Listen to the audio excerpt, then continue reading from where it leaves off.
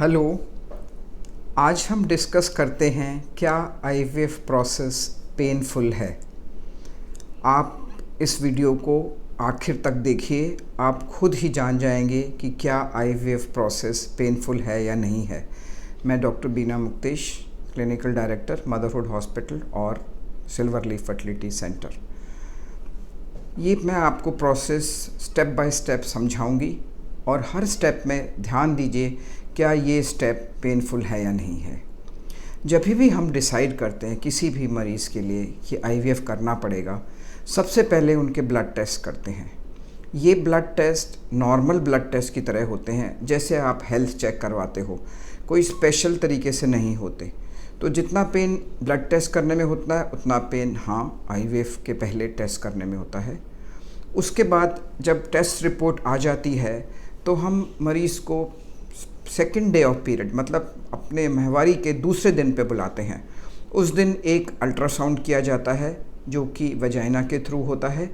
इस अल्ट्रासाउंड से हम देखते हैं कि आपकी फर्टिलिटी कैसी है, दोनों ओवरीज में कितने कितने फॉलिकल्स दिख रहे हैं, यूट्रस कैसा है और नॉर्मल पोजीशन है या नहीं है।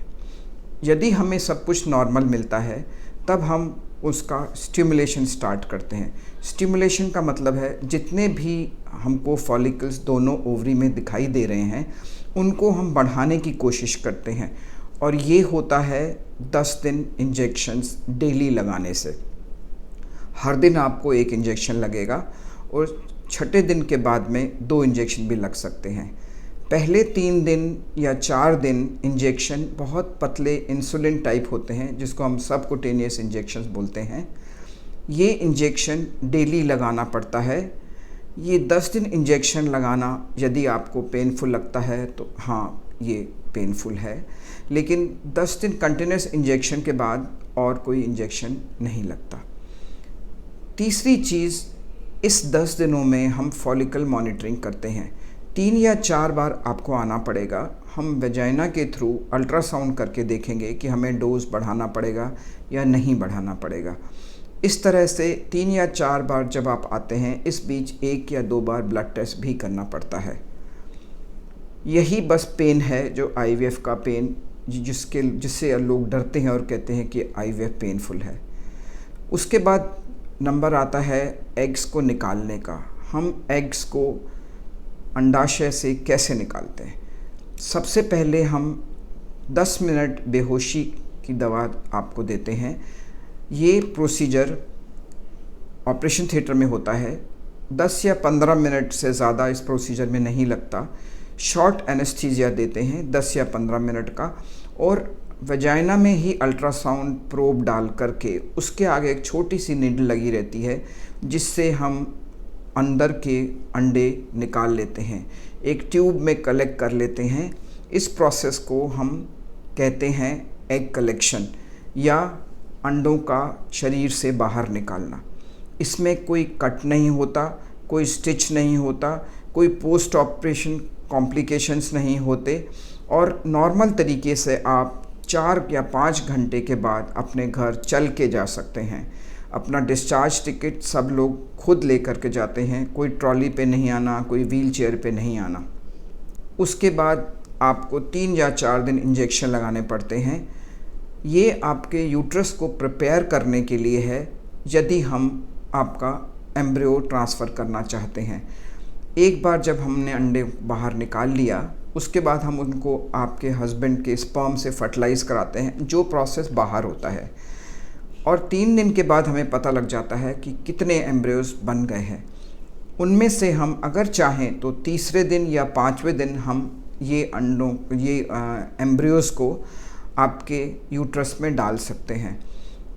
और कभी कभी हमें इनको फ्रीज़ भी करना पड़ता है। हम इन एम्ब्रियोज को फ्रीज़ करके अपने पास रख लेते हैं और अगले महीने डालते हैं। तो आपका यही प्रोसीजर 12-13 दिन चलता है, जिसमें पहले 10 दिन इंजेक्शन डेली लगते हैं, फिर एग कलेक्शन करते हैं जो अंडर एनेस्थीसिया होता है, जिसमें कोई कट, कोई स्टिच, कुछ नहीं आता। क्योंकि ये ऑपरेशन थिएटर में किया जाता है और 10 से 15 मिनट एनेस्थीसिया दिया जाता है, इसलिए इसको आप ऑपरेशन कह सकते हैं या शॉर्ट प्रोसीजर भी कह सकते हैं। जब हमें एम्ब्रियो ट्रांसफ़र करना पड़ता है, जो कि एग कलेक्शन के तीसरे या 5वें दिन होता है, वो किसी भी एनेस्थीसिया में नहीं दिया जाता। उस टाइम कोई भी एनेस्थीसिया नहीं दिया जाता है। वो एक आईओआई प्रोसीजर की तरह बहुत सिंपल होता है। एक बहुत पतले से कैथेटर्स में हम एम्ब्रियो को लोड करके और अल्ट्रासाउंड गाइडेंस के तरीके से उसे हम यूट्रस में छोड़ देते हैं। यूट्रस में चिपकना या नहीं चिपकना अपने आप डिसाइड होता है कि ये यूट्रस में चिपके या नहीं।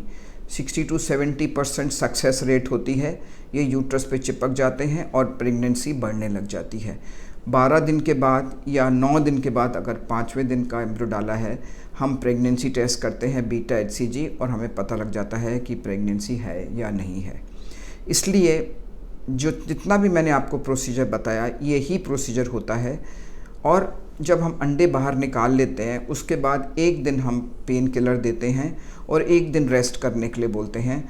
आप दूसरे दिन उठ के चल फिर सकते हैं, अपना काम कर सकते हैं, कहीं ट्रैवल करना है तो जा सकते हैं। इसलिए ये प्रोसीजर इतना कॉम्प्लिकेटेड नहीं है और इसे हम सिंपल प्रोसीजर ही कहेंगे। और आप इससे डरिए मत, और अगर ज़रूरत पड़ती है तो आप ज़रूर कराइए। थैंक यू वेरी मच, बहुत बहुत धन्यवाद।